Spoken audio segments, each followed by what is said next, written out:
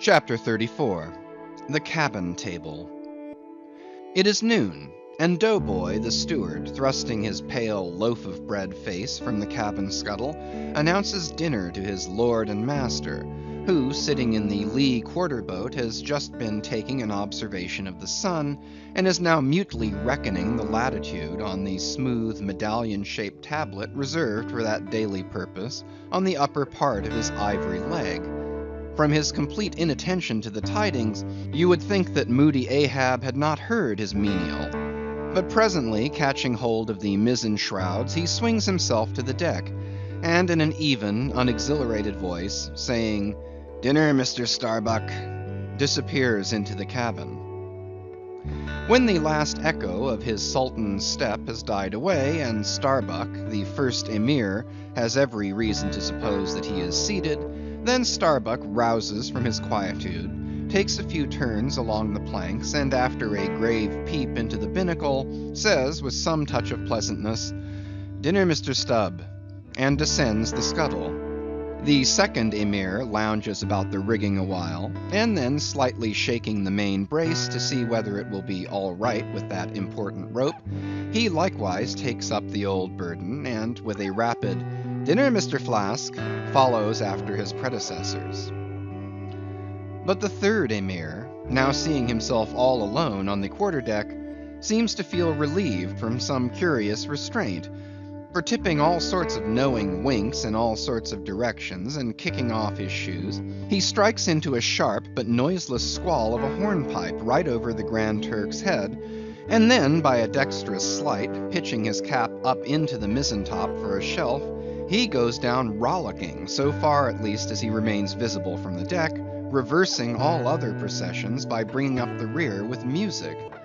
But ere stepping into the cabin doorway below, he pauses, ships a new face altogether, and then, independent, hilarious little Flask enters King Ahab's presence, in the character of Abjectus or the slave. It is not the least among these strange things bred by the intense artificialness of sea usages, that while in the open air of the deck some officers will, upon provocation, bear themselves boldly and defyingly enough towards their commander, yet 10 to 1 let those very officers the next moment go down to their customary dinner in that same commander's cabin, and straightway their inoffensive, not to say deprecatory and humble air towards him as he sits at the head of the table, this is marvelous, sometimes most comical. Wherefore this difference? A problem? Perhaps not. To have been Belshazzar, king of Babylon, and to have been Belshazzar not haughtily but courteously, therein certainly must have been some touch of mundane grandeur. But he who, in the rightly regal and intelligent spirit, presides over his own private dinner table of invited guests, that man's unchallenged power and dominion of individual influence for a time, that man's royalty of state, transcends Belshazzar's, for Belshazzar was not the greatest. He who has but once dined his friends has tasted what it is to be Caesar. It is a witchery of social czarship which there is no withstanding. Now, if to this consideration you superadd the official supremacy of a shipmaster, then by inference you will derive the cause of that peculiarity of sea life just mentioned. Over his ivory inlaid table, Ahab presided like a mute maned sea lion on the white coral beach, surrounded by his warlike but still deferential cubs. In his own proper turn, each officer waited to be served. They were as little children before Ahab, and yet in Ahab there seemed not to lurk the smallest social arrogance. With one mind, their intent eyes all fastened upon the old man's knife, as he carved the chief dish before him. I do not suppose that for the world they would have profaned that moment with the slightest observation, even upon so neutral a topic as the weather. No. And when reaching out his knife and fork, between which the slice of beef was locked, Ahab thereby motioned Starbuck's plate towards him, the mate received his meat as though receiving alms, and cut it tenderly, and a little started if, perchance, the knife grazed against the plate, and chewed it noiselessly, and swallowed it not without circumspection. For like the coronation banquet at Frankfurt, where the German emperor profoundly dines with the 7 imperial electors, so these cabin meals were somehow solemn meals, eaten in awful silence, and yet at table old Ahab forbade not conversation, only he himself was dumb. What a relief it was to choking Stubb when a rat made a sudden racket in the hold below. And poor little Flask, he was the youngest son, and little boy of this weary family party. His were the shin bones of the saline beef, his would have been the drumsticks. For Flask to have presumed to help himself, this must have seemed to him tantamount to larceny in the first degree. Had he helped himself at that table, doubtless never more would he have been able to hold his head up in this honest world. Nevertheless, strange to say, Ahab never forbade him. And had Flask helped himself, the chances were Ahab had never so much as noticed it. Least of all did Flask presume to help himself to butter. Whether he thought the owners of the ship denied it to him, on account of its clotting his clear, sunny complexion, or whether he deemed that on so long a voyage in such marketless waters, butter was at a premium, and therefore was not for him a subaltern. However it was, Flask, alas, was a butterless man. Another thing, Flask was the last person down at dinner, and Flask is the first man up. Consider. For hereby Flask's dinner was badly jammed in point of time. Starbuck and Stubb both had the start of him, and yet they also have the privilege of lounging in the rear. If Stubb even, who is but a peg higher than Flask, happens to have but a small appetite, and soon shows symptoms of concluding his repast, then Flask must bestir himself. He will not get more than 3 mouthfuls that day. For it is against holy usage for Stubb to precede Flask to the deck. Therefore it was that Flask once admitted in private that ever since he had arisen to the dignity of an officer, from that moment he had never known what it was to be otherwise than hungry, more or less. For what he ate did not so much relieve his hunger as keep it immortal in him. Peace and satisfaction, thought Flask, have forever departed from my stomach. I am an officer, but how I wish I could fish a bit of old-fashioned beef in the forecastle as I used to when I was before the mast. There's the fruits of promotion now. There's the vanity of glory. There's the insanity of life. Besides, if it were so that any mere sailor of the Pequod had a grudge against Flask in Flask's official capacity, all that sailor had to do in order to obtain ample vengeance was to go aft at dinner time and get a peep at Flask through the cabin skylight, sitting silly and dumbfounded before awful Ahab. Now Ahab and his 3 mates formed what may be called the first table in the Pequod's cabin. After their departure, taking place in inverted order to their arrival, the canvas cloth was cleared, or rather was restored to some hurried order by the pallid steward, and then the 3 harpooneers were bidden to the feast, they being its residuary legatees. They made a sort of temporary servants' hall of the high and mighty cabin.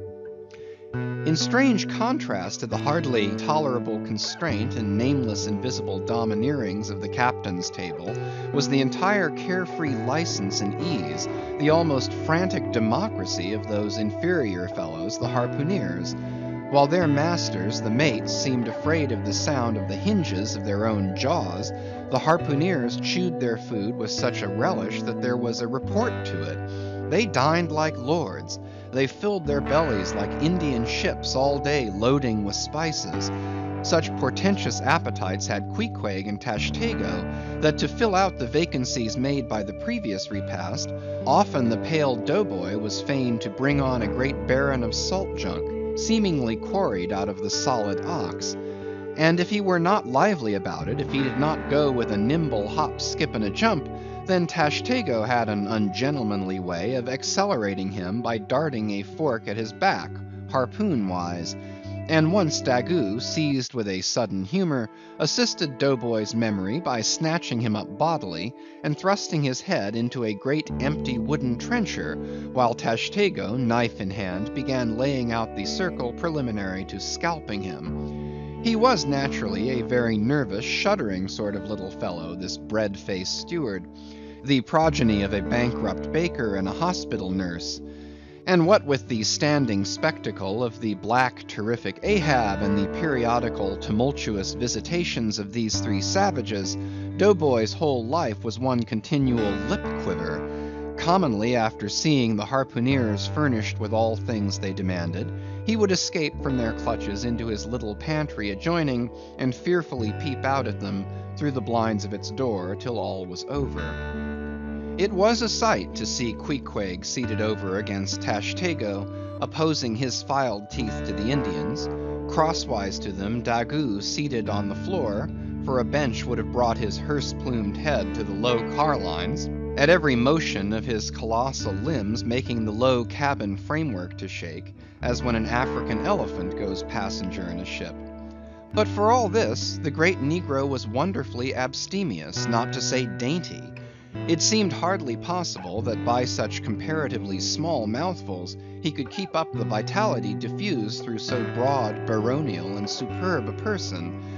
But, doubtless, this noble savage fed strong and drank deep of the abounding element of air, and through his dilated nostrils snuffed in the sublime life of the worlds. Not by beef or by bread are giants made or nourished. But Queequeg, he had a mortal barbaric smack of the lip in eating, an ugly sound enough, so much so that the trembling doughboy almost looked to see whether any marks of teeth lurked in his own lean arms. And when he would hear Tashtego singing out for him to produce himself, that his bones might be picked, the simple-witted steward all but shattered the crockery hanging round him in the pantry by his sudden fits of the palsy.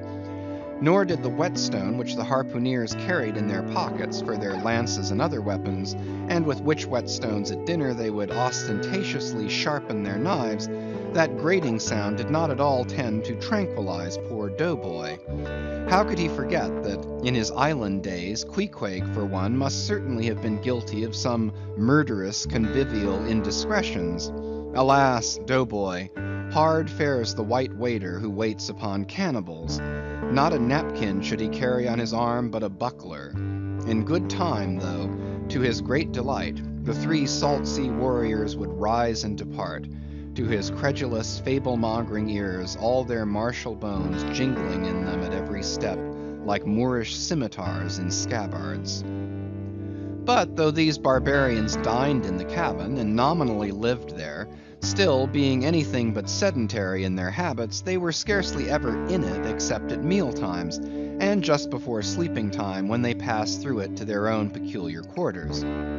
In this one matter, Ahab seemed no exception to most American whale captains, who, as a set, rather incline to the opinion that by rights the ship's cabin belongs to them, and that it is by courtesy alone that anybody else is at any time permitted there. So that in real truth the mates and harpooneers of the Pequod might more properly be said to have lived out of the cabin than in it, for when they did enter it, it was something as a street door enters a house, turning inwards for a moment, only to be turned out the next, and as a permanent thing residing in the open air. Nor did they lose much hereby. In the cabin was no companionship. Socially, Ahab was inaccessible. Though nominally included in the census of Christendom, he was still alien to it. He lived in the world as the last of the grizzly bears lived in settled Missouri. And as when spring and summer had departed, that wild Logan of the woods, burying himself in the hollow of a tree, lived out the winter there, sucking his own paws, so in his inclement, howling old age, Ahab's soul, shut up in the caved trunk of his body, there fed upon the sullen paws of its gloom.